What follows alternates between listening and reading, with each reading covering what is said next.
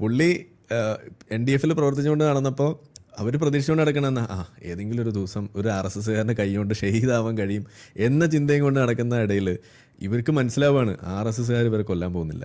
അങ്ങനെ ഇയാൾ ചിന്തിക്കുകയാണ്, ഇനിയിപ്പോൾ എന്താ വഴി ഷഹീദാവാൻ, നേരെ അഫ്ഗാനിസ്ഥാനിലേക്ക് പോവാം എന്ന് ചിന്തിച്ച് നടക്കുന്ന ആളുകളാണ് ഇവിടുത്തെ ഈ പോപ്പുലർ ഫ്രണ്ടുകാർ പോലും. എന്ന് വെച്ചാൽ RSSകാർ അവരെ തല്ലും കൊല്ലും എന്നൊക്കെ പറഞ്ഞ് നിങ്ങളുടെ ഒരു എന്താ പറയുക, ഒരു മൂഢസ്വർഗ്ഗമാണ്. അവർ കൊല്ലാൻ പോകുന്നില്ല എന്നുള്ളത് തന്നെയാണ് ഞാൻ പറയുക. ഇത് എന്നോട് പറഞ്ഞത് ഒരു PFI-കാരനാണ് എന്നോട് പറഞ്ഞത്.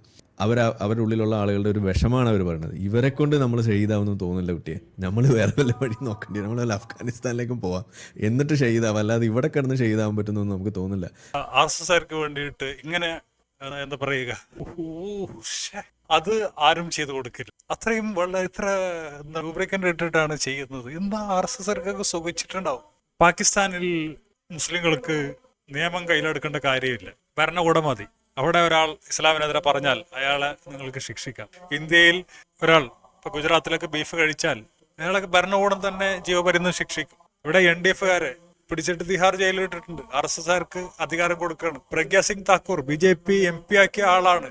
2008 മാലേഗാവ് ബോംബ് സ്ഫോടനം, അതിലൊരുപാട് മുസ്ലിങ്ങളെ, യുവാക്കളെയൊക്കെ അവരുടെ ജനനേന്ദ്രത്തിൽ വെള്ളമൊക്കെ കെട്ടിയിട്ട് പീഡിപ്പിച്ചിട്ട് കുറ്റം സമ്മതിപ്പിക്കാൻ ശ്രമിച്ചു എന്നൊക്കെ പറഞ്ഞിട്ട് കേട്ടിട്ടുണ്ട്. അവസാനം ഒരാൾക്ക് കുറ്റബോധം തോന്നിയിട്ട് അയാൾ പറഞ്ഞിട്ടാണ് പിന്നീട് അന്വേഷണം ഇവരിലേക്കൊക്കെ എത്തുന്നത്. അത് മിലിറ്ററി കേണൽ പുരോഹിത കേണൽ മിലിറ്ററി ലെവലിലുള്ള ആൾക്കാരൊക്കെയാണ് ഇതിന്റെ പിന്നിലുണ്ടായിരുന്നത്. എന്നിട്ട് അത് മുസ്ലിങ്ങളുടെ തലയിലിട്ടു. അപ്പൊ അങ്ങനെയുള്ള ഈ പാവപ്പെട്ട ആരിഫ് പറയുന്ന അത്രയും മഹാന്മാർ RSSകാർ അപ്പോൾ ഇവരിങ്ങനെ നാട്ടുകാരെ തമ്മിലടിപ്പിച്ചിട്ടാണ് ഇവരൊക്കെ അധികാരത്തിൽ വന്നിട്ടുള്ളത്. ഈ ആള് BJP MP ആക്കി. ബാബരി മസ്ജിദ് തകർത്ത ആളുകൾ, ബാബരി മസ്ജിദ് എങ്ങനെയാണ് ഉതിർന്നിട്ടാണ് വീണത്. അപ്പോൾ അവര് ശിക്ഷിച്ചു ഇല്ല, അവർക്ക് അധികാരം കൊടുത്തു. അതാണ് ഇവിടുത്തെ RSSകാരായ ആളുകൾ. അവരെയാണ് ഇങ്ങനെ ആരിഫ് ഇങ്ങനെ എന്താണ് ചെയ്തു കൊടുക്കുന്നത്. നടക്കട്ടെ.